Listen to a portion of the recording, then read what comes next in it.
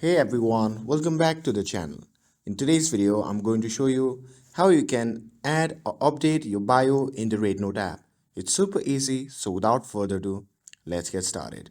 So first thing first, open the REDnote app on your phone and make sure that you're logged in to your account.